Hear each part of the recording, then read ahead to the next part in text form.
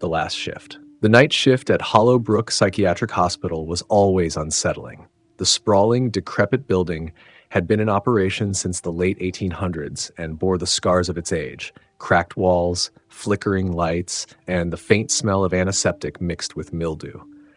Stories circulated among the nurses, of course. Every hospital has its share of ghost stories, and Brook was no different. But most of the staff had grown desensitized to the eerie atmosphere. Most of them, except for Emily. Emily was new, only a few months into her career as a psychiatric nurse. She had heard the tales from the other nurses, patients seeing things that weren't there, cold spots, strange noises in the dead of night, but she had brushed them off as nothing more than the product of overactive imaginations. That is, until she was assigned to Ward C. Ward C was the oldest part of the hospital where the most troubled patients were housed. It was a place the other nurses avoided whenever they could. The patients there were considered lost causes, people who had been institutionalized for decades, abandoned by their families and forgotten by society. Emily's stomach knotted as she approached the heavy metal door that led into the ward. The door creaked open, revealing a dimly lit hallway. The air was thick with a sense of dread, and the only sound was the faint hum of the old fluorescent lights overhead. As Emily walked past the patient rooms, she couldn't shake the feeling that she was being watched. The hair on the back of her neck stood on end as she reached the nurse's station, where an older nurse named Rita was finishing up her notes. "Hey, Emily," Rita greeted her with a tired smile. "Ready for your first solo shift?" Emily nodded, trying to mask her anxiety. "Yeah, I think so." Rita handed her a clipboard. "Just keep an eye on the monitors and do your rounds. Most of them are sedated, so it should be a quiet night. But if anything happens, call me. I'll be in the staff room." Emily took the clipboard and watched as Rita left, the sound of her footsteps echoing down the hall. Alone now, Emily settled into the chair at the nurse's station and began reviewing the patient charts. One name caught her attention: Patient 43, Caroline Brooks. Unlike the others, her chart was relatively new. Admitted just 2 months ago, Caroline had been found wandering the woods, delirious and covered in blood. She hadn't spoken a word since. Emily glanced up at the monitor showing Caroline's room. The camera displayed a grainy image of a young woman sitting on the edge of her bed, staring blankly at the wall. There was something unsettling about her stillness, like a doll propped up in a forgotten corner. The hours dragged by, the silence in the ward growing heavier with each passing minute. Emily's rounds were uneventful until she reached Caroline's room. She hesitated outside the door, the small window giving her a clear view of the patient. Caroline hadn't moved, her eyes still fixed on the same spot. Taking a deep breath, Emily pushed the door open and stepped inside. "Caroline?" she called softly. The woman didn't respond. Emily approached slowly, her heart pounding in her chest.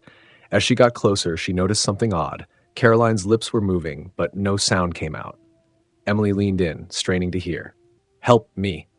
The whisper was so faint that Emily wasn't sure she had heard it at all. She knelt down beside the bed. "What did you say?" "Help me," Caroline repeated, her voice barely audible. Emily felt a chill run down her spine. "How can I help you?" Caroline's eyes shifted, finally meeting Emily's gaze. They were filled with terror. "She's coming. Don't let her in." A sudden crash echoed from the hallway, making Emily jump. She spun around, her heart racing. The sound had come from the direction of the nurse's station. Emily hurried out of the room, her pulse quickening as she approached the station. The monitor displaying Caroline's room flickered, static filling the screen. A figure appeared on the monitor, a dark, shadowy silhouette standing in the doorway of Caroline's room. Emily's breath caught in her throat as she watched the figure move closer to the bed. Panic surged through her. She ran back to Caroline's room, but when she threw open the door, the room was empty. Caroline was gone.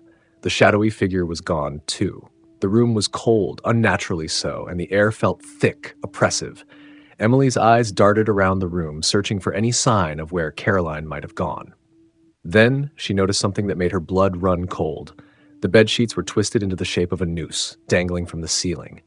A scream lodged in her throat as she backed out of the room, her mind racing. She needed to find Rita, to get help, but as she turned to run, she froze. Standing in the hallway, just outside the door, was Caroline. Only it wasn't Caroline. The woman before her had the same face, but her eyes were empty, void of any life. A cold, malevolent smile spread across her lips. "Emily," the figure whispered, its voice a distorted echo of Caroline's. "You shouldn't have come here." Emily stumbled back, her legs trembling. What are you?" The figure stepped closer, its form flickering like a distorted image on a broken TV screen. "I'm what they left behind. The darkness, the forgotten." With a twisted grin, the figure lunged at Emily, who screamed and bolted down the hallway. She ran blindly, her heart pounding in her ears, until she crashed into Rita. "Emily!" "What's going on?" Rita asked, gripping her shoulders. "Caroline, she's gone, and there's something in there." Emily gasped, tears streaming down her face. Rita's expression darkened. "We need to get out of here now." As they fled the ward, Emily cast one last glance over her shoulder. The shadowy figure stood at the end of the hallway, watching them with that same eerie smile. The next morning, Emily handed in her resignation. She couldn't stay another night in that place. But as she packed up her things, she noticed a photograph on the wall, a black and white image of the hospital staff from the 1950s. Her heart skipped a beat. There, in the back row, was a young woman with the same face as Caroline. Underneath the photograph was a plaque, in memory of Caroline Brooks, nurse, lost in the fire of 1952. Emily's blood ran cold. The Caroline she had seen wasn't a patient. She was a ghost, a spirit trapped in the walls of Hollow Brook, forever haunting the place she had died. And as Emily left the hospital for the last time, she couldn't shake the feeling that something or someone was watching her. The Whispering Room nurse Lisa Martin had been working the night shift at St. Vincent's Hospital for nearly a decade, but she had never gotten used to the eerie stillness that settled over the building in the early hours of the morning. The hospital, with its long, dimly lit corridors and the quiet hum of life support machines, felt like a world apart from the bustling, chaotic place it was during the day. Lisa had heard her share of ghost stories over the years, tales exchanged in hushed tones by the other nurses. Most of them were easily dismissed, tricks of the light, sleep-deprived imaginations, or just old buildings making old building noises. But there was one story that everyone seemed to agree on, the tale of Room 413. Room 413 was located in the older wing of the hospital, where few patients were placed anymore. It had been sealed off for years, ever since a series of strange incidents that the staff preferred not to discuss. According to the rumors, patients who were admitted to that room would complain of hearing whispers, voices so faint they couldn't quite make out the words. These whispers, they said, seemed to come from the walls themselves, growing louder and more insistent until the patients were driven to madness. The stories had become so prevalent that eventually the room was closed off, and the key was kept in a locked drawer in the nurse's station. No one had entered room 413 in years. But Lisa was a skeptic. She prided herself on being rational, grounded in science. Ghosts didn't fit into her worldview, and she was sure there was a logical explanation for everything. So when she was assigned to the old wing one stormy night, she didn't bat an eye. She was there to check on an elderly patient who had been moved to that part of the hospital because the main wing was full. The rain pounded against the windows as Lisa made her way down the corridor, the lights flickering intermittently. She found Mr. Harris asleep in his bed, his breathing steady and slow. After making sure he was comfortable, she turned to leave, but paused at the end of the hallway. There it was, room 413. The door was closed, as it always was, and the number plaque hung slightly askew. Lisa hesitated, her curiosity getting the better of her. She knew the stories, of course, but they were just that. Stories. And besides, the room had been empty for years. What harm could there be in taking a quick look? She glanced around to make sure no one was watching, then walked over to the door. The key was still in the drawer at the nurse's station, and she quickly retrieved it, her heart beating a little faster than she cared to admit. The key was old, its brass surface worn smooth by years of use. Lisa hesitated for just a moment before inserting it into the lock and turning. The door creaked open, revealing a dark room beyond. The air inside was stale, carrying the scent of old dust and disuse. Lisa fumbled for the light switch, but when she flipped it, nothing happened. The room remained cloaked in darkness, save for the faint glow of the emergency lights in the hallway. She stepped inside, the floorboards creaking beneath her feet. The room was sparsely furnished, with an old hospital bed pushed against one wall and a small nightstand beside it. The wallpaper was peeling, and the window was covered with thick, heavy curtains that blocked out the storm outside. Lisa stood in the middle of the room, feeling a strange sense of unease. It was just a room, she told herself. Nothing more. But then she heard it, a faint whispering sound, just on the edge of hearing. She froze, straining to listen. The whispers were soft, indistinct, like a radio tuned to a station just out of range. They seemed to be coming from the walls surrounding her. Lisa's mouth went dry as she turned in a slow circle, trying to pinpoint the source of the sound. It was as if the walls themselves were alive, breathing out words that she couldn't quite understand. The whispers grew louder, more insistent, filling her ears with a chorus of voices. She could almost make out the words now, but they were still just beyond her comprehension. Panic started to rise in her chest. This wasn't possible. It couldn't be real. Lisa backed toward the door, her heart pounding, but as she reached for the handle, it slammed shut with a force that shook the walls. She let out a startled cry, yanking on the door, but it wouldn't budge.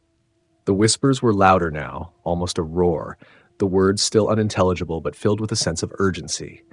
In a blind panic, Lisa pounded on the door, screaming for help, but her voice was drowned out by the cacophony of whispers. It was as if the room itself was alive, closing in around her, suffocating her with its presence. And then, as suddenly as they had started, the whispers stopped. The silence was deafening. Lisa stood there, her hand still clutching the doorknob, her breath coming in ragged gasps.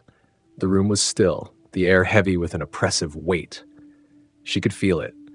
Something was in the room with her, something unseen, watching her. With a trembling hand, she reached into her pocket and pulled out her phone, using the dim light of the screen to illuminate the room. The shadows seemed to shift and writhe in the corners, and for a moment she thought she saw movement, a flicker of something dark and shapeless, lurking just out of sight, and then she saw it. Etched into the wall above the bed, barely visible in the dim light, were words scratched into the plaster. "Help me." Lisa's blood ran cold. The words looked old, as if they had been there for years, yet they were fresh, the edges of the letters sharp and jagged. Her mind raced as she tried to make sense of it, but the whispers began again, low and menacing, filling the room with a growing sense of dread. She had to get out. Now. With renewed desperation, Lisa threw herself against the door, and this time it gave way. She stumbled into the hallway, gasping for breath, and slammed the door shut behind her. The whispers faded away, leaving only the sound of her own ragged breathing and the distant rumble of thunder. Lisa didn't stop running until she was back in the main wing of the hospital, her hands shaking as she fumbled for her radio. She called for security, for help, anything to get her out of that place. When the security team arrived, they found the door to room 413 locked, just as it had been before. But when they opened it, the room was empty. No words on the wall, no sign of anything unusual. Lisa knew what she had seen, what she had heard, but there was no evidence, nothing to prove her story. She was transferred to another department the next day, away from the old wing, away from room 413. But she could still hear the whispers in her dreams, the voices calling out to her from the darkness. And deep down, she knew that whatever haunted room 413 was still there, waiting for the next person curious enough to open the door. And she couldn't help but wonder, what would happen if they did? Casher, the night visitor. The small town of Cedar Pines was a quiet place, nestled deep in the woods of northern Maine, the kind of town where everyone knew each other and nothing much ever happened. But there was one place that stood out, the old Pinewood Nursing Home. It had been a staple of the community for decades, providing care for the elderly and the sick. But in recent years, the facility had gained a reputation for something more sinister. Strange occurrences had been reported by the staff, objects moving on their own, cold spots, and a pervasive sense of unease that settled over the building as soon as the sun went down. But the most disturbing were the stories from the patients, many of whom claimed to see a visitor during the night. A figure, dressed in black, who would stand silently at the foot of their beds, watching them until they fell asleep. When they awoke, the visitor would be gone. No one could explain the phenomenon, and many dismissed it as the hallucinations of elderly, confused minds. But Nurse Claire Bennett wasn't so sure. Claire had been working at Pinewood for just over a year. She was young, in her mid-20s, and had a natural empathy that made her a favorite among the residents. She had heard the stories, of course, but she hadn't experienced anything unusual herself. That is until one particularly quiet night. It was late, nearing the end of her shift, and Claire was doing her rounds. The halls were empty, the only sound the soft beep of monitors and the distant rustle of the wind outside. She checked on each patient, making sure they were comfortable, before heading to the last room at the end of the hall, Mrs. Abernathy's room. Mrs. Abernathy was one of the oldest residents in the home, a sweet, frail woman in her late 90s. She rarely spoke, her mind lost to the fog of dementia, but she always smiled when Claire entered the room. As Claire opened the door, she was greeted by the usual sight of Mrs. Abernathy lying in bed, her eyes half closed as she drifted in and out of sleep. Claire stepped inside, about to check the monitors, when she froze. There at the foot of the bed stood a figure. Claire's breath caught in her throat. The figure was tall, dressed in a long black coat that seemed to absorb the light. A wide-brimmed hat cast a shadow over its face, obscuring its features. It stood perfectly still, unmoving, like a statue. The room suddenly felt colder, and a chill ran down Claire's spine. She blinked, convinced that her tired eyes were playing tricks on her. But when she looked again, the figure was still there, silent and watchful. "Hello?" Claire's voice was barely more than a whisper, her throat tight with fear. The figure didn't respond. It simply stood there, as if it had all the time in the world. Panic began to set in. Claire took a step back, her mind racing. She had to get help, had to do something, but she couldn't leave Mrs. Abernathy alone with whatever this was. Gathering her courage, Claire reached for the light switch on the wall, flooding the room with harsh fluorescent light. But even in the bright light, the figure remained, its dark form stark against the sterile white of the room. "Who are you? What do you want?" Claire demanded, her voice trembling. Slowly, the figure turned its head toward her. Though she couldn't see its eyes, Claire felt its gaze pierce through her, cold and unsettling. The air grew heavier, thick with a suffocating presence that made it hard to breathe. Claire took another step back, her heart pounding in her chest. She fumbled for the call button on the wall, her fingers shaking as she pressed it, sending a signal to the nurse's station. For a moment, nothing happened. Then, just as suddenly as it had appeared, the figure vanished. 1 second it was there, and the next it was gone, leaving the room feeling strangely empty. Claire stood there, her back pressed against the wall, struggling to process what she had just seen. It wasn't possible. Things like this didn't happen. But she knew, deep down, that it had been real. The door burst open and Nurse Sarah, Claire's colleague, rushed in. "Claire, what happened? The call button." Sarah stopped short when she saw the look on Claire's face. "Are you okay?" Claire forced herself to nod, though she wasn't sure if she believed it. I saw something. Someone. Standing right there at the foot of the bed." Sarah's brow furrowed in concern. "There's no one here, Claire. Maybe you're just tired. It's been a long night."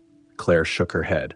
"No, it was real. I saw it. It was like a shadow, but solid, and it was watching Mrs. Abernathy." Sarah glanced at the elderly woman, who was still asleep, seemingly undisturbed.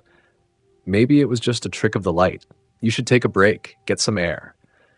Claire wanted to argue, to insist that what she had seen was real, but she could see the skepticism in Sarah's eyes.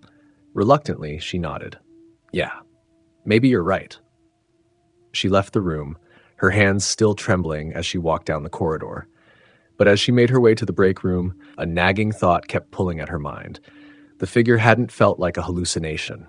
It had felt real, solid, like something that didn't belong in this world. For the next few nights, Claire couldn't shake the feeling that she was being watched. Every time she walked down the halls, she would glance over her shoulder, half expecting to see the figure standing there, waiting for her. And then, one night, Mrs. Abernathy passed away. It was peaceful, the doctors said. She had simply drifted off in her sleep and never woke up. But Claire couldn't shake the feeling that it was connected to the figure she had seen. After Mrs. Abernathy's death, The strange occurrences in the nursing home grew more frequent. Other nurses began to report seeing shadows out of the corner of their eyes, feeling sudden drops in temperature, and hearing faint whispers in the dead of night. Patients in other rooms started talking about the night visitor, describing the same figure that Claire had seen. One evening, Claire stayed late to finish some paperwork. The halls were quiet, the other staff having gone home for the night. As she gathered her things to leave, she passed by Mrs. Abernathy's old room. The door was ajar, the room dark and empty. But as Claire walked by, she felt a cold breeze brush past her, sending a shiver down her spine. She stopped, her heart skipping a beat, and turned to look into the room. It was empty, just as it had been since Mrs. Abernathy's passing. But as Claire stood there, staring into the darkness, she heard it. A faint whisper, just barely audible, coming from within the room. "Claire." Her blood ran cold. The voice was soft, almost familiar, but distorted, as if coming from a great distance. "Claire, help me." The voice grew louder, more insistent, echoing in the empty room. Claire felt a wave of dread wash over her, freezing her in place. She wanted to run, to get as far away as possible, but her legs refused to move. And then she saw it. The figure, standing in the shadows just beyond the doorway. It was the same as before, tall, dressed in black, its face hidden in darkness. But this time, it slowly lifted its head, revealing a pair of glowing red eyes that bore into Claire's soul. "Help me, Claire." The voice wasn't Mrs. Abernathy's, it wasn't anyone's, it was something else, something ancient and malevolent, wearing the guise of a helpless victim. With a scream, Claire turned and fled down the hall, her footsteps echoing in the empty corridor. She didn't stop until she was outside, the cool night air filling her lungs as she gasped for breath. That was the last night Claire worked at Pinewood Nursing Home. She quit the next day, unable to face whatever was haunting that place. But the night visitor didn't stop. Other nurses, new and old, began to see the figure standing at the foot of their patients' beds, watching them with those cold red eyes. And each time, the patient would die soon after, their faces twisted in terror as they passed into the unknown. To this day, no one knows what the night visitor is or what it wants. But the staff of Pinewood Nursing Home have learned one thing. When the night visitor comes, it's already too late. The last shift nurse Jenna Thompson had always been the first to volunteer for the night shift. There was something about the quiet hours between midnight and dawn that she found oddly comforting. The stillness of the hospital, the soft glow of the monitors, and the gentle hum of life going on in the small hours, it was all a balm to her hectic life outside of work. She felt at peace in the solitude of the night. But St. Mary's Hospital had its own dark corners, and Jenna had heard the stories. Tales passed down from nurse to nurse of strange happenings in the East Wing, the oldest part of the hospital. Most of the staff avoided that wing after dark, but Jenna was skeptical. She didn't believe in ghosts or curses. Hospitals were places of life and death, and sometimes that energy left a mark, but she was sure it could all be explained by science. One night, during an unusually quiet shift, Jenna's skepticism was put to the test. It started with a patient in room 308, Mr. Walters, a man in his 70s who had been admitted for pneumonia. His condition was stable, and he had been doing well. Jenna had checked on him several times that night, and each time he had been sound asleep, his breathing steady. But around 2 a.m., the call button from his room buzzed at the nurse's station. Jenna set down her paperwork and made her way to his room, expecting him to need something simple, a glass of water, an adjustment to his bed. When she entered the room, she found Mr. Walters sitting up in bed, his eyes wide with fear. Sweat beaded on his forehead, and his hands trembled as he clutched the bedsheets. "Mr. Walters, what's wrong?" Jenna asked, her voice calm and reassuring. He looked at her, his eyes glassy and unfocused. "There's someone in the room," he whispered, his voice quivering with fear. "He's been standing there, watching me." Jenna's heart skipped a beat. She glanced around the room, her eyes scanning the shadows, but there was no one there. "There's no one here, Mr. Walters," she said gently. "It's just you and me." He shook his head vigorously. No, he was right there by the window. I swear, nurse, I saw him. A man, wearing a suit, but his face, I couldn't see his face." Jenna felt a chill run down her spine. She had heard the other nurses talk about patients seeing things, especially as they neared the end, but Mr. Walters wasn't terminal. He was improving. She tried to brush it off as a fevered dream, perhaps a side effect of the medication. "Maybe you were just dreaming," Jenna suggested, trying to soothe him. "Sometimes our minds play tricks on us when we're tired." Mr. Walters grabbed her hand, his grip surprisingly strong. "You don't understand," he insisted, his voice rising. "He's here. He's waiting for me." Jenna gave his hand a reassuring squeeze. "I'll stay with you for a while, okay? Just to make sure you're all right." He nodded, his grip on her hand loosening, but his eyes still darting nervously around the room. Jenna pulled up a chair beside his bed and sat down, watching as he slowly began to relax. After a few minutes, his breathing steadied, and his eyelids grew heavy. Jenna watched him fall back asleep, her own nerves on edge. She stayed in the room for a while longer, keeping an eye on the shadows, but nothing moved. The room was still, quiet. She finally stood up, careful not to wake him, and stepped out into the hallway, closing the door softly behind her. As she walked back to the nurse's station, Jenna couldn't shake the feeling that something was off. The hospital felt different tonight, heavier, darker, as if the air itself was thick with something unseen.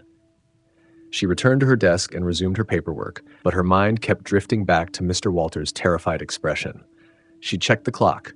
3 a.m., the witching hour. Jenna chuckled to herself, trying to shake off the unease. But then she heard it, a faint tapping sound coming from the direction of the east wing.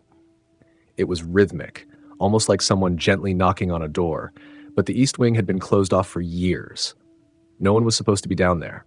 Jenna hesitated for a moment before curiosity got the better of her. She stood up and grabbed her flashlight. If someone had wandered into the east wing by mistake, she needed to make sure they were safe. As she walked down the corridor, the tapping grew louder, more insistent. The sound echoed off the walls, creating a disorienting effect in the narrow, dimly lit hallway. Jenna reached the door that led to the east wing, a heavy metal barrier that was supposed to stay locked at all times. But tonight, it was slightly ajar. Jenna frowned. That shouldn't be possible. The east wing had been sealed off for renovations years ago, and the door required a key card to open. She pushed the door open further, and it creaked on its hinges, revealing a darkened hallway beyond. She stepped inside, the beam of her flashlight cutting through the darkness. The east wing was cold, much colder than the rest of the hospital. The air smelled stale, like old dust and decay. Jenna shivered, but she pressed on, following the sound of the tapping. The hallway seemed to stretch on forever, the walls closing in as she walked. Doors lined the corridor, each one leading to an empty room that hadn't been used in years. The tapping grew louder, more erratic, as if whatever was making the noise was growing impatient. Jenna's heart pounded in her chest as she reached the end of the hallway. The last door on the right was slightly open, a sliver of darkness spilling out into the corridor. She hesitated, every instinct telling her to turn back, but she forced herself to move forward. She pushed the door open and shone her flashlight into the room. It was empty, just like the others. The only thing in the room was an old hospital bed, covered with a thin layer of dust. But the tapping had stopped, replaced by a deafening silence that pressed in on her from all sides. Jenna stepped inside, her flashlight flickering as she moved deeper into the room. She felt a chill at the back of her neck, as if someone was standing right behind her, watching her. Suddenly, the door slammed shut behind her with a loud bang, plunging the room into darkness. Jenna's heart raced as she spun around, her flashlight flickering out completely. She was trapped. In the pitch-black silence, she heard it again. The tapping, but this time it was coming from inside the room, just a few feet away from her. Jenna fumbled with the flashlight, her hands shaking as she tried to get it to work. The tapping grew louder, faster, echoing off the walls until it was deafening. Panic surged through her as she banged on the door, trying to force it open, but it wouldn't budge. Then, just as suddenly as it started, the tapping stopped. Jenna froze, her breath coming in short, shallow gasps. The room was silent again, but she could feel it. Something was there with her, something she couldn't see. A cold hand brushed against her arm, and she let out a strangled scream, finally managing to wrench the door open and stumble back into the hallway. She ran, not stopping until she was back in the main part of the hospital, her heart pounding in her ears. When she finally reached the nurse's station, she was breathless and trembling. Nurse Evelyn, who was working the shift with her, looked up in surprise. "Jenna, are you okay? You look like you've seen a ghost." Jenna tried to catch her breath, her mind racing. "There's something in the east wing," she managed to say. "I heard it. I saw." Evelyn's expression darkened, and she stood up, placing a comforting hand on Jenna's shoulder. "You shouldn't have gone down there. The east wing has been off limits for a reason." Jenna stared at her, confused. "What do you mean?" Evelyn sighed. "Years ago, when they closed off the east wing, there was a patient, a man who was disturbed. He was kept in isolation, but one night he just vanished. The staff searched everywhere, but he was never found. After that, strange things started happening. People said they heard him at night, tapping on the walls, trying to get out. That's why they sealed it off." Jenna felt a cold dread settle in her stomach. "But that's just a story, right?" Evelyn's eyes were somber. "I wish it was. But whatever happened to him, he's still there, and now that you've opened that door." The lights in the hospital flickered, and Jenna felt a chill run down her spine. She didn't need Evelyn to finish the sentence. She knew what it meant. The tapping had found a way out. From that night on, strange things started happening around the hospital. Patients and staff reported hearing the tapping sound, growing louder each night. Jenna tried to convince herself it was all in her head, but deep down she knew the truth. She had let something out, and it was only a matter of time before it came for her. One evening, weeks after the incident, Jenna was leaving the hospital after another night shift. She had the unseen patient. In the rural outskirts of a small town, tucked away between sprawling fields and dense forests, sat Briarwood Care Center. The facility was old, its walls having witnessed generations of the sick and dying. The building had a tired, worn-out look, the kind that seemed to soak up the years and memories of its inhabitants. But the staff was dedicated, and the residents were treated with care and dignity. Nurse Emily Harris had been working at Briarwood for nearly 5 years. She was a steady presence in the facility, known for her calm demeanor and reassuring smile. The night shifts were her preference, quieter, less chaotic. The residents, mostly elderly and frail, were usually asleep, and she found the peace comforting. But recently, the night shifts had taken on a different atmosphere. It started with the whispers, residents murmuring about a new patient, someone who wasn't on the roster. The old women would speak in hushed tones, their voices tinged with fear. "Have you seen him, Nurse Emily?" Mrs. Carter, one of the more lucid residents, asked one evening as Emily was helping her to bed. "Seen who, Mrs. Carter?" Emily replied, gently tucking the blanket around her. "The man in room 213. He doesn't talk much, but he's always watching. Makes me feel uneasy." Emily frowned. Room 213 had been vacant for months, ever since the last resident passed away. The room was being kept empty until renovations could be done. "There's no one in room 213, Mrs. Carter. You must have been dreaming." Mrs. Carter shook her head, her eyes wide with certainty. "No, dear. I know what I saw." Emily reassured her and finished her rounds, but the conversation lingered in her mind. Mrs. Carter was one of the more coherent residents. She wasn't prone to confusion. The thought nagged at Emily throughout the night. The following evening, Emily's curiosity got the better of her. After finishing her rounds, she made her way to room 13. The hallway was quiet. The only sounds the soft hum of the fluorescent lights and the distant beeping of monitors. As she approached the door, she hesitated. The air felt cooler here, as if the temperature had dropped a few degrees. Taking a deep breath, Emily pushed the door open. The room was dark, illuminated only by the faint glow of the hallway lights spilling in. It was empty, just as she expected. The bed was neatly made, the furniture covered in a thin layer of dust, but something felt off.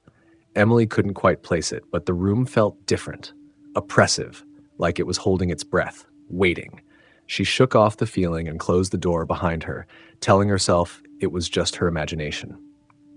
As she walked away, she could have sworn she heard a faint creaking sound, like someone shifting in a bed. The next few nights were uneventful, and Emily began to put the incident out of her mind. But then, one night, As she was doing her rounds, she heard a soft, rhythmic thumping coming from the direction of room 213. It was faint, almost imperceptible, but it was there. A steady, persistent sound. Heart pounding, Emily made her way down the hallway. The thumping grew louder as she approached the room. She reached for the door handle, her hand trembling slightly. When she opened the door, the sound stopped. The room was exactly as she had left it, dark, empty, and undisturbed. But the air was thick with an overwhelming sense of unease. Emily felt as though she was being watched, though she couldn't see anyone. The sensation was so strong that it made her skin crawl. She backed out of the room and closed the door, her mind racing. Something was wrong with room 213, but she didn't know what. Over the next few nights, more residents began mentioning the man in room 213. They described him as tall, with a gaunt face and deep-set eyes that seemed to follow them. They spoke of feeling cold when he was near, of an overwhelming sense of dread that settled over them like a heavy blanket. Emily started avoiding room 213 altogether, but no matter how hard she tried, she couldn't shake the feeling that something was watching her. The air in the hallway outside the room grew colder each night, and the thumping sound returned, growing louder and more insistent. One night, Emily was alone at the nurse's station, reviewing charts, when the facility's power flickered. The lights dimmed, plunging the hallways into shadow for a few seconds before they came back on. When they did, the call light for room 213 was blinking. Emily's heart skipped a beat. There was no way the light should be on. There was no one in that room, no one to press the button. She stared at the blinking light, trying to calm the rising tide of fear in her chest. The call button continued to blink, a soft, steady rhythm that seemed to echo the thumping she had heard in the room. She knew she had to check it out. It was her responsibility. But every fiber of her being screamed at her to stay away. Taking a deep breath, Emily grabbed a flashlight and walked toward room 213. The hallway was eerily silent, the kind of silence that felt unnatural, like the world was holding its breath. When she reached the door, she hesitated, her hand hovering over the handle. The air was frigid now, her breath visible in the dim light. She could feel a presence on the other side of the door, something dark and malevolent, waiting for her. She pushed the door open, and the flashlight beam swept across the room. It landed on the bed, and what she saw made her blood run cold. There was an indent in the bed, as if someone had been lying there, but the bed was empty. The sheets were rumpled, disturbed, and the pillow had a clear impression of a head resting on it. But no one was there. The flashlight flickered, and for a split second, Emily thought she saw a shadow standing at the foot of the bed, a tall, gaunt figure with hollow eyes staring right at her. She stumbled back, her heart pounding in her chest. The light flickered again, and the shadow was gone, leaving only the empty, disheveled bed. Emily backed out of the room, her hands shaking. She hurried back to the nurse's station, her mind reeling. She didn't know what she had seen, but she was certain of one thing. Room 213 was not empty. The next day, Emily reported what had happened to the head nurse. The older woman listened with a grim expression, nodding as Emily described the events of the previous night. "You're not the first to experience this," the head nurse said quietly. "Room 213 has a history. Years ago, a patient was admitted there. A man with no family, no visitors. He was quiet, kept to himself, but the other residents began to complain about him. They said he would stare at them, follow them with his eyes, but he never spoke. One night, he passed away in his sleep. Ever since then, strange things have happened in that room. We try to keep it empty, but sometimes..." She trailed off, her eyes distant. "Sometimes it seems like he's still there." Emily felt a chill run down her spine. "What should we do?" The head nurse shook her head. "There's not much we can do. We've tried everything, blessings, even sealing the room, but it always comes back. The best we can do is stay away and hope it doesn't spread." Emily couldn't sleep that day. Every time she closed her eyes, she saw the shadowy figure, felt its gaze boring into her. The sense of dread lingered, following her home into her dreams. She took a few days off, hoping the time away would help her shake the feeling of being watched. But it didn't. The memory of room 213 haunted her, pulling at her mind, making her second-guess every shadow, every creak in her house. When she finally returned to work, she learned that the situation had worsened. The residents' complaints grew more frequent, and more staff reported strange occurrences. Lights flickered, cold spots appeared, and the sound of soft thumping echoed through the halls at night.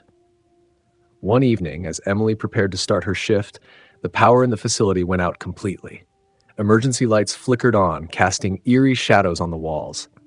The call light for room 213 began to blink again, the only light in the darkened hallway. Emily knew she had to confront whatever was in that room. She couldn't live with the fear any longer.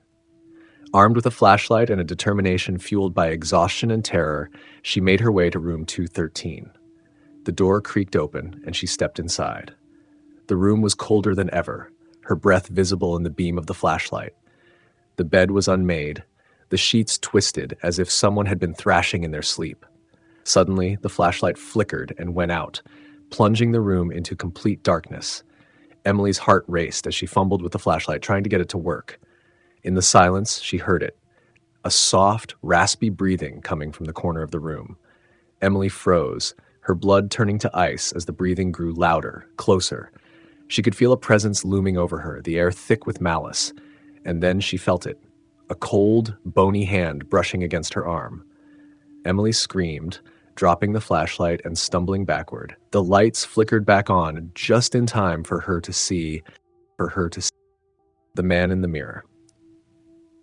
The small town of Oak Ridge was the sort of place where everyone knew everyone else. The old Oak Ridge Memorial Hospital had served the community for decades, and though it was aging, it was cherished. Nurses and doctors alike were familiar with the quirks and mysteries of the place, but none were more well-known or more unsettling than the legend of the man in the mirror. Nurse Lisa Reynolds had just started working at the hospital. Young and eager, she was excited to join a team that had such a strong sense of community. During her orientation, she had heard snippets about the hospital's infamous ghost story. A man who was said to appear in the mirrors of the old wing, especially in room 415, where he had died many years ago under mysterious circumstances. Lisa was skeptical. Ghost stories were not something she took seriously, though she did appreciate a good spooky tale. Her first few weeks passed without incident, and she quickly settled into her role, working the night shifts with a quiet efficiency. The old wing, where room 415 was located, was rarely used except for storage and administrative purposes. One night, during a particularly quiet shift, Lisa was asked to retrieve some old records from the storage closet in the old wing. She grabbed her flashlight and keys, heading down the dimly lit corridors. The air in the old wing was cooler, the silence deeper, as if the past itself was lingering here, untouched by time. She unlocked the storage closet and stepped inside, feeling the musty air and the weight of years of forgotten documents pressing in around her.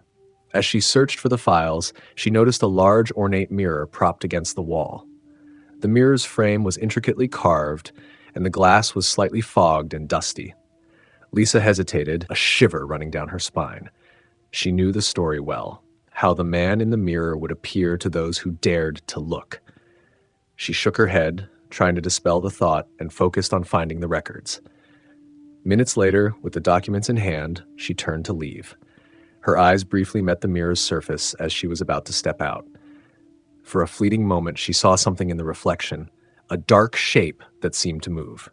She blinked, and it was gone. Shaking off the unsettling feeling, she hurried back to the main part of the hospital. That night, Lisa couldn't shake the image from her mind. The sight of that shadowy figure in the mirror replayed over and over in her thoughts.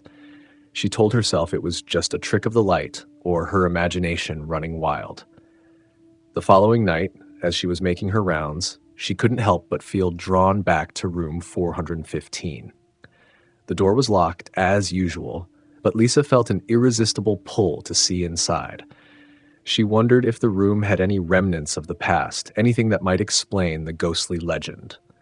Lisa took a deep breath and approached the door, her curiosity getting the better of her.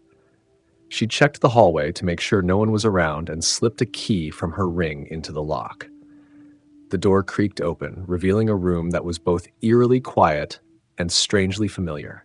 The room was sparsely furnished with an old bed, a nightstand, and, surprisingly, a large, dusty mirror leaning against the far wall. Lisa's heart skipped a beat. It was the same mirror she had seen in the storage closet. She stepped inside, her flashlight beam dancing across the room. The air was colder here, and she could see her breath forming small clouds. She approached the mirror cautiously, feeling the weight of its history pressing down on her. Lisa looked into the mirror. At first, she saw only her own reflection, a young woman in scrubs, her face pale and tired.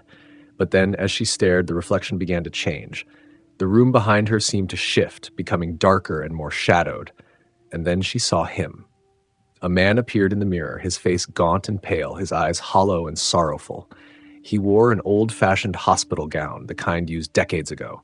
He stood behind Lisa, his gaze fixed on her with a pleading expression. Lisa spun around, but there was no one there. When she turned back to the mirror, the man was gone. Panic surged through her, and she stumbled back, her breath coming in ragged gasps. She fled the room, slamming the door behind her, and ran to the nurse's station. She could barely speak, her voice trembling as she recounted what she had seen. The head nurse, a seasoned woman named Margaret, listened with a somber expression. "You've seen him, haven't you?" she said softly. Lisa nodded, her hands shaking. "Who is he?" Margaret sighed. "Years ago, a man named Edward Thompson was a patient here. He was in room 415. Edward had a rare and terminal illness, and he was in constant pain. He became obsessed with the idea of escaping, of finding relief. He would talk about a place where he could be free from his suffering. One night, he disappeared from his room. The staff searched the hospital, but he was never found. It was later discovered that he had hidden himself in the old wing storage area, where he had succumbed to his illness. The mirror was placed there shortly after to be cleaned and restored.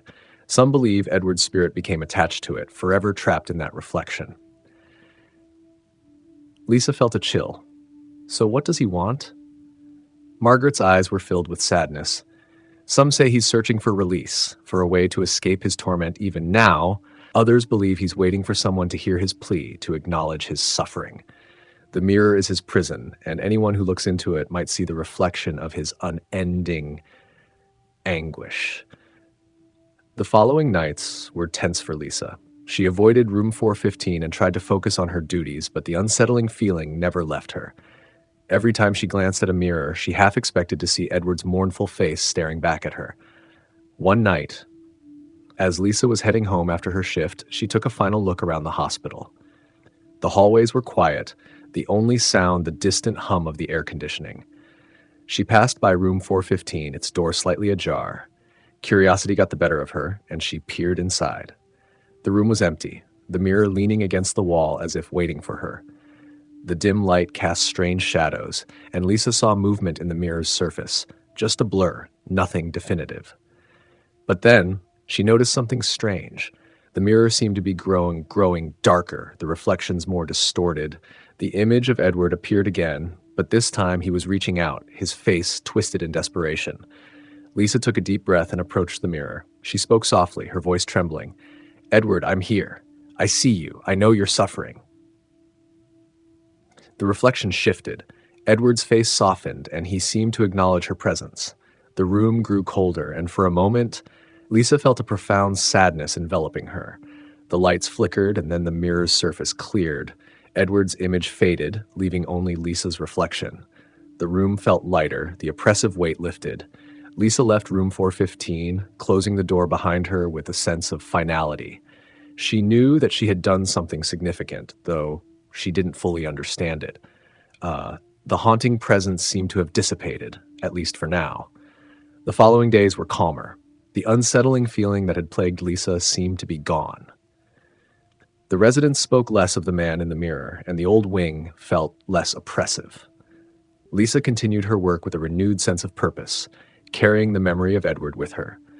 The man in the mirror was no longer a shadow haunting the halls, but a reminder of the compassion and empathy that every nurse and every person should strive to offer. And while the legend of Edward Thompson remained part of the hospital's history, Lisa knew that sometimes acknowledging someone's suffering and offering them a moment of understanding was the key to finding peace, even in the most unexpected places. The ghost ward nurse, Claire Mitchell, had worked at the Hollow Ridge Hospital for over a decade. and she thought she knew every corner of the sprawling facility. Hollow Ridge was an old hospital known for its history and the occasional odd occurrence, but nothing that Claire ever considered particularly sinister. That was until she was assigned to the Ghost Ward during one particularly hectic winter. The Ghost Ward was an old part of the hospital that had been closed for years. It was located on the third floor at the end of a long, dimly lit hallway. The ward was used during the early years of the hospital for patients with severe respiratory illnesses, but it had been shuttered for decades after a series of unexplained incidents and a major outbreak that had led to numerous fatalities. Claire had heard the stories about the apparitions, the eerie noises, and the inexplicable feelings of dread that plagued anyone who ventured into the ward. She had always dismissed them as hospital lore, but circumstances had changed. Due to an unexpected influx of patients, the hospital needed additional space, and the old ward had been reopened temporarily to accommodate the overflow. Claire was assigned the night shift in the Ghost Ward, a decision she accepted with a mix of apprehension and resolve. She was determined to prove that the ward's eerie reputation was nothing more than a relic of old hospital superstitions. The first night in the Ghost Ward was uneventful. Claire went through her rounds, checking on the patients in their makeshift rooms. The air was cooler here, and the faint smell of mildew lingered. But nothing seemed out of the ordinary. As she walked down the long corridor, she noticed that the ward was eerily quiet. The silence was so profound that it felt almost unnatural. The old fluorescent lights flickered occasionally, casting long shadows on the walls.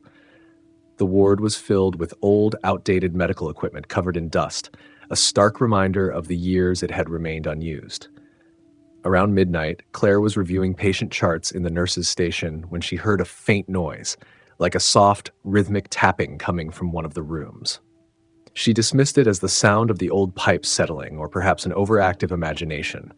The tapping continued intermittently, growing louder and more insistent. Claire decided to investigate. She followed the sound to room 317, which had been converted into a storage area. The door creaked open and she stepped inside. The room was dimly lit by the corridor's flickering lights, revealing stacks of old hospital beds and unused medical supplies. The tapping sound was clearer now, coming from behind a large, dusty mirror that had been propped against the wall. Claire approached the mirror, feeling a chill in the air as she drew closer. The mirror was covered in a thick layer of dust, and its surface was so fogged that she could barely make out her reflection. As she wiped the dust from the mirror with a gloved hand, the tapping stopped. Claire frowned, feeling a shiver run down her spine. She looked into the mirror and saw not only her own reflection, but something else, an unsettling distortion in the background. The mirror's surface seemed to warp, and for a brief moment, Claire saw a shadowy figure standing behind her. She spun around, but the room was empty. The air felt colder, and a sense of dread washed over her. She took a deep breath and tried to calm herself, convincing herself that it was just a trick of the light or a figment of her imagination. The tapping sound returned, louder and more urgent. Claire left room 317 and returned to the nurse's station, her nerves on edge. She couldn't shake the feeling that she was being watched. The rest of the night passed without incident, but Claire couldn't stop thinking about the mirror and the shadowy figure she had seen. She tried to focus on her work, but every creak and groan of the old building made her jump. The following night, Claire's unease grew. The tapping sound seemed to follow her every time she walked down the corridor, and she began to feel an oppressive presence in the ward. The other nurses, though they had their own shifts, mentioned feeling uncomfortable in the ghost ward, but shrugged off the idea of ghosts as mere superstition. Claire decided to investigate the history of the ward. She spent her break poring over old records and hospital archives. What she discovered was chilling. The ward had been the site of a series of mysterious deaths, patients who had died under unexplained circumstances.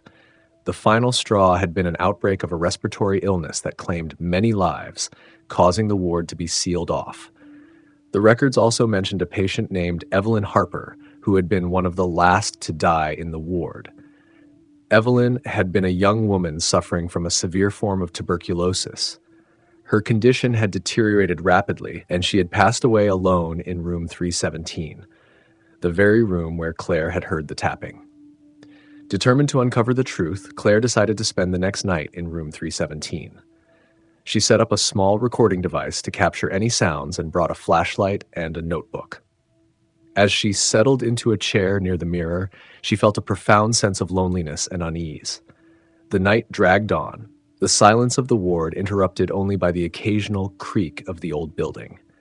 Claire's flashlight flickered as she tried to stay awake. The tapping sound eventually began again, more pronounced and rhythmic, as if someone was trying to get her attention. Claire approached the mirror and wiped away the dust once more. The reflection was clear now, and she saw her own anxious face staring back at her. As she studied the mirror, she noticed a change. A shadow began to materialize in the reflection. It was the same shadowy figure she had seen before, standing behind her in the mirror. Claire turned around, and once again, the room was empty. The shadow seemed to be reaching out, and the tapping grew louder, more frantic. Claire's heart raced as she watched the figure in the mirror. It was as if the shadow was trying to communicate something, pleading for help. The air grew colder, and the tapping stopped abruptly. The shadowy figure in the mirror began to move, its features becoming clearer. Claire saw a face, pale and gaunt, with hollow eyes and a sad expression. It was Evelyn Harper. Claire's breath caught in her throat. The figure's mouth moved as if trying to speak, but no sound came out. Claire felt tears prick her eyes as she realized that Evelyn was trying to communicate, trapped in the mirror for decades. Gathering her courage, Claire spoke softly. "Evelyn, I'm here. I see you. I don't know how to help, but I promise you're not alone."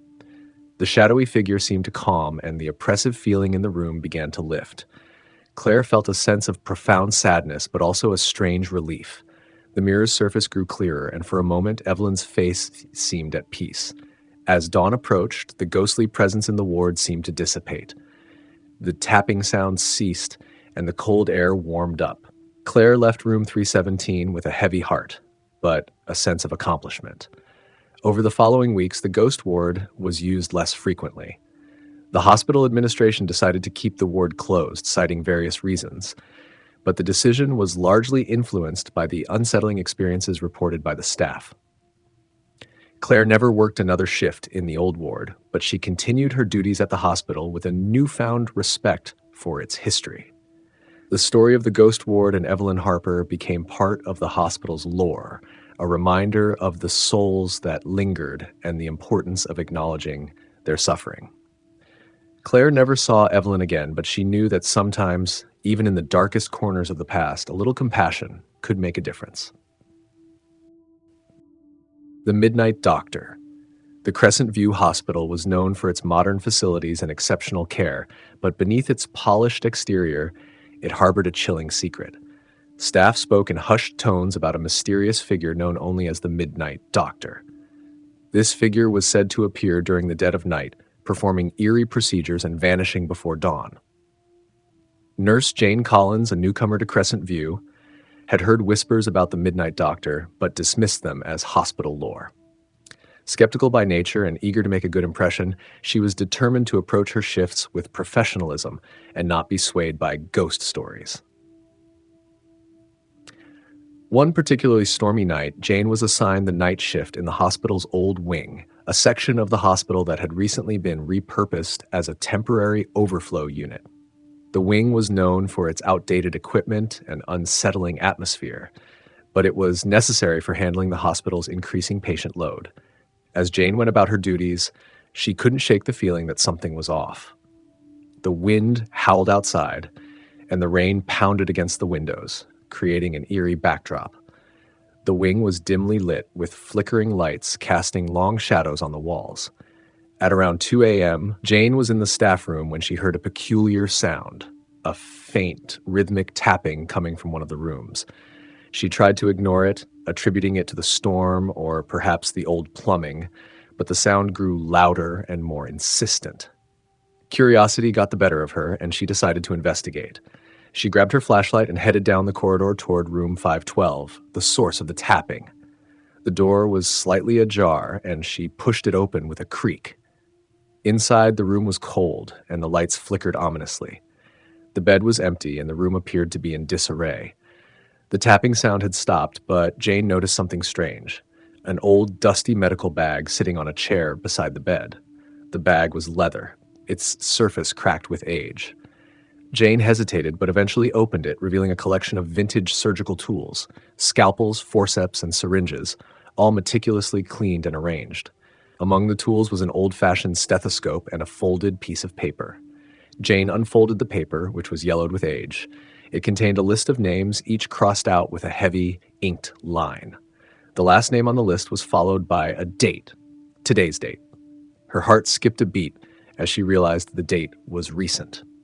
A chill ran down her spine. She carefully closed the bag and put it back where she had found it, deciding it was best to inform the head nurse about her discovery. As she turned to leave, she caught a glimpse of something in the reflection of the room's mirror, a shadowy figure standing behind her. Jane spun around, but the room was empty. She quickly exited the room and went to the nurse's station, her mind racing. The head nurse, Patricia, listened to her account with a concerned expression. "You saw the bag?" Patricia asked, her voice grave. "Yes, and the list of names with today's date," Jane replied. "What does it mean?" Patricia sighed heavily. "The Midnight Doctor is no mere legend. Many years ago, this hospital had a renowned surgeon named Dr. Marcus Hale. He was known for his pioneering techniques, but he had a dark side. Patients started disappearing during his night shifts, and rumors began to spread about his methods. The hospital was forced to investigate, but Dr. Hale vanished before any conclusive evidence could be found. He was never seen again, but his name became associated with strange occurrences and ghostly apparitions." Jane's eyes widened. "And the list?" "The list is believed to be his way of marking his patients," Patricia explained.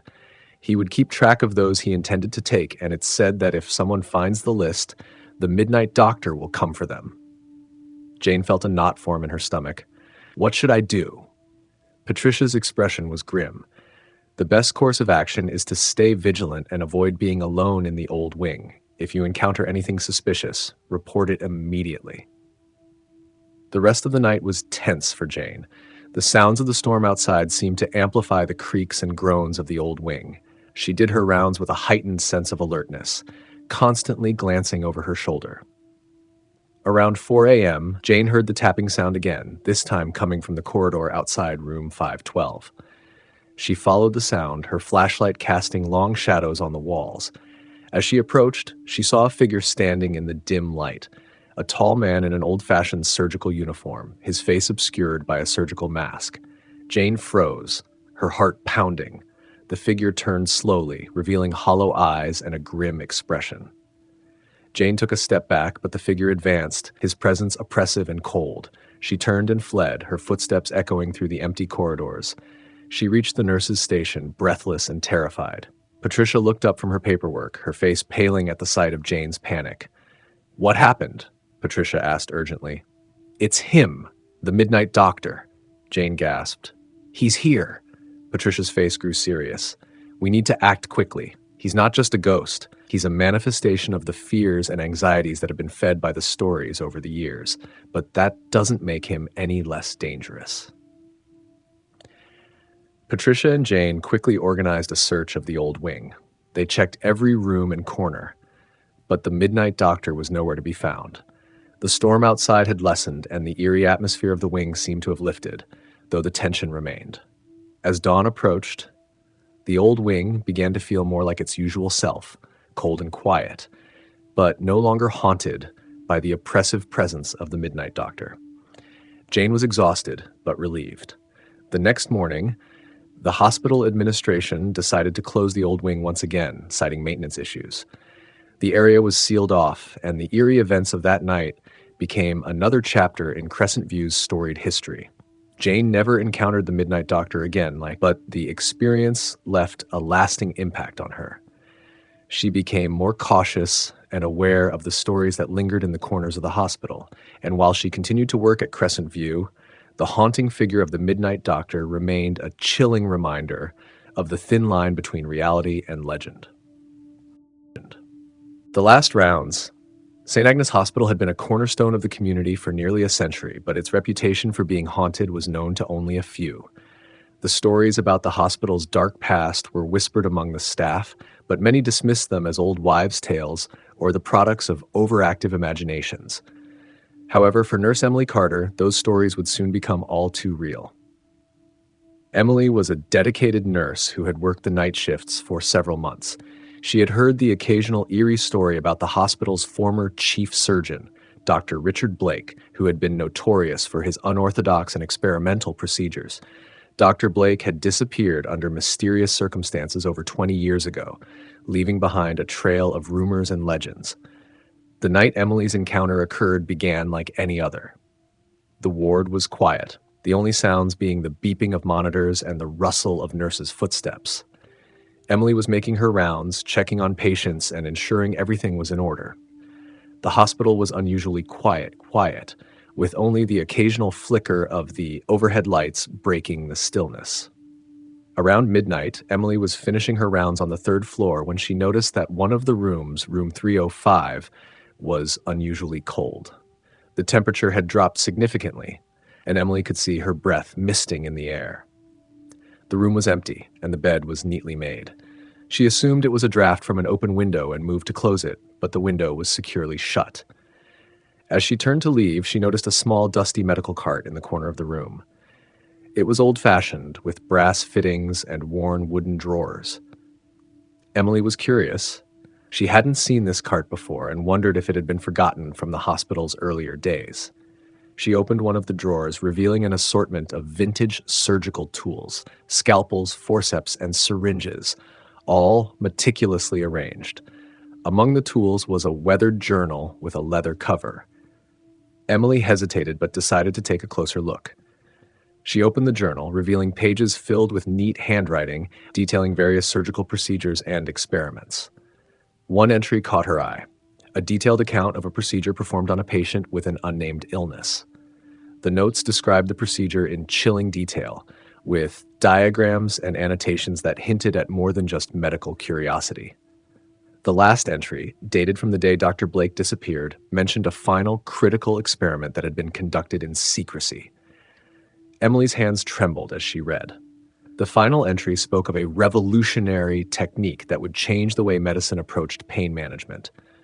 It ended abruptly with the words, "If successful, this will be my greatest achievement.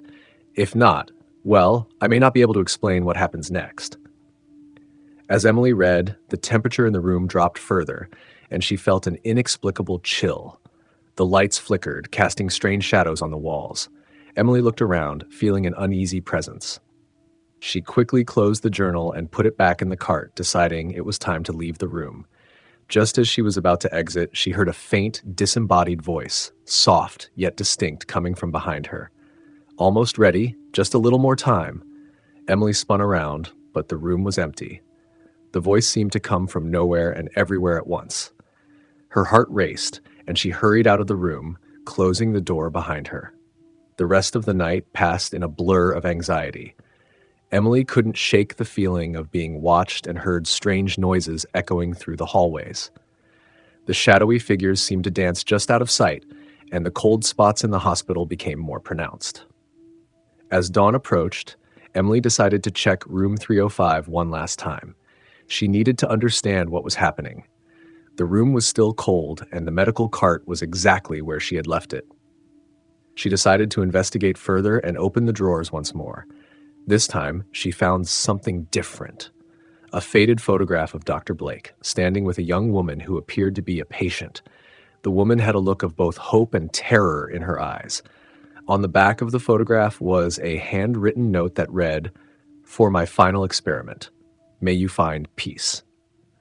Emily was about to put the photograph back when she heard the voice again, clearer this time.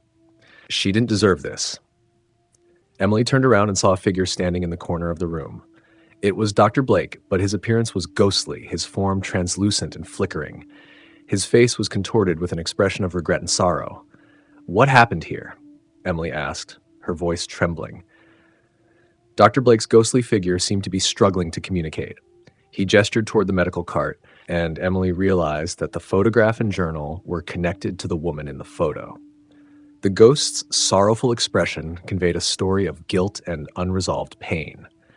As Emily pieced together the story, she understood that Dr. Blake's final experiment had gone horribly wrong. The woman in the photograph had been subjected to a procedure that was meant to alleviate her suffering, but had instead caused her greater pain. The experiment was a failure, and Dr. Blake had vanished, consumed by his own guilt and the consequences of his actions. Emily knew she had to do something to put Dr. Blake's spirit to rest. She took the journal and the photograph and went to the hospital's archives, where she found records of the woman in the photo. Her name was Sarah Williams. Sarah had died during the procedure, and her case had been buried under bureaucratic red tape. Emily made a formal report ensuring that Sarah's story was documented and acknowledged. The hospital administration agreed to hold a memorial for Sarah and to officially clear Dr. Blake's name, acknowledging the mistakes and the tragic consequences of his experiments. That night, as Emily finished her shift, she felt a strange sense of peace. The hospital seemed lighter, the oppressive atmosphere gone. The temperature in room 305 had normalized, and the shadows had receded. Dr. Blake's ghost had vanished, leaving behind only the echoes of regret and the hope of redemption. Emily's encounter with the Midnight Doctor became a poignant reminder of the importance of acknowledging past mistakes and seeking redemption. The stories of St. Agnes Hospital became a blend of history and legend, with the tale of Dr. Blake and Sarah Williams serving as a testament to the power of compassion and the quest for understanding. As she left the hospital that morning, Emily glanced back at the building, feeling a sense of closure. She had faced the darkness of the past and helped bring light to the present. The shadowed room nurse Laura Bennett was a seasoned professional at St. Michael's Hospital, known for her unwavering dedication and calm demeanor. However, her new assignment on the 5th floor, in the seldom-used shadowed room, would test her resolve in ways she could never have imagined. The shadowed room, as it was ominously called, was a small, outdated room located at the end of a narrow corridor. It had been closed for years due to a series of strange incidents and unexplained phenomena. The room had recently been reopened to accommodate a surge in patients, but its reputation for being haunted had persisted among the staff. Laura's first night in the shadowed room was uneventful. The room was cold and sterile, with outdated equipment and a faint, musty smell. Laura chalked up the discomfort to the room's age and lack of use, focusing on her duties and trying to ignore the whispers of ghost stories that followed her. Around midnight, Laura was conducting her rounds when she noticed a peculiar sound coming from the shadowed room. It was a faint, rhythmic tapping, like someone knocking on the door from inside. Laura paused, her curiosity piqued. She approached the door and listened carefully, but the tapping stopped as soon as she reached it. Brushing off her unease, Laura opened the door and stepped inside. The room was dark, with only the faint glow of the corridor's lights illuminating the space. Laura walked over to the old lamp on the bedside table and switched it on. The light flickered, casting long, unsettling shadows across the room. The source of the tapping became clear. An old wooden rocking chair in the corner of the room was moving slightly, as if someone had just been sitting in it. Laura approached the chair, her heartbeat quickening. She carefully examined it, but found nothing unusual. The chair was empty, and the tapping sound had ceased. As she turned to leave, Laura noticed a faded photograph on the wall, partially hidden behind a heavy curtain. She pulled the curtain aside and examined the photo. It depicted a group of nurses and doctors from decades earlier, standing proudly in front of the hospital. Among them was a man in a long white coat, a surgeon with a stern expression. Laura felt a shiver run down her spine. There was something about the man's eyes, a cold, piercing gaze that seemed to follow her. She couldn't shake the feeling that she was being watched. She decided to leave the room and finish her rounds, but the sense of unease lingered. The following night, Laura returned to the shadowed room. The room was colder than before, and the flickering light seemed more pronounced. As she prepared to settle in, the rhythmic tapping started again. Laura's nerves were on edge, but she forced herself to investigate. She approached the rocking chair once more, and as she did, she felt a sudden drop in temperature. Her breath misted in the air, and the room seemed to grow darker. The tapping grew louder, more insistent. Laura turned around and saw a shadowy figure standing by the window. The figure was indistinct, but its presence was palpable. An oppressive aura of malevolence seemed to fill the room. Laura's heart pounded as she tried to make out the figure. It appeared to be a man, dressed in an old-fashioned surgical uniform. His face was obscured by shadows, but his eyes glowed with an unnatural light. Laura backed away, her mind racing. She needed to get out of the room, but her legs felt like lead. The figure began to move toward her, its steps silent but deliberate. Laura's breath came in short, panicked gasps. Suddenly, the figure spoke in a deep, resonant voice. "You shouldn't be here." Laura's instincts kicked in, and she bolted for the door. As she fled the room, the temperature seemed to normalize, and the oppressive presence lifted. She ran to the nurse's station, breathless and shaken. The head nurse, Martha, listened to Laura's account with a concerned expression. "The shadowed room," Martha said, her voice low, "was once the office of Dr. Samuel Gray, a surgeon who worked here many years ago. He was known for his unorthodox methods and controversial treatments. There were rumors that he performed unauthorized experiments on patients, leading to several unexplained deaths." Laura's eyes widened. "Is that why the room was closed?" "Yes," Martha confirmed. "Dr. Gray disappeared under mysterious circumstances. Some say he was consumed by guilt, that others believe he was taken by the very spirits of those he wronged. The room was sealed off to prevent further disturbances." Determined to get to the bottom of the mystery, Laura spent her next shift researching Dr. Gray and the history of the shadowed room. She found records detailing Dr. Gray's experiments and the patients who had suffered under his care. The accounts were disturbing, revealing a pattern of abuse and negligence. Laura discovered a file on a patient named Margaret Ellis, who had been one of Dr. Gray's last cases. Margaret had undergone a procedure that was supposed to cure her, but she had died in the shadowed room. Her death ruled as an accident. Feeling a sense of urgency, Laura returned to the room, armed with her newfound knowledge.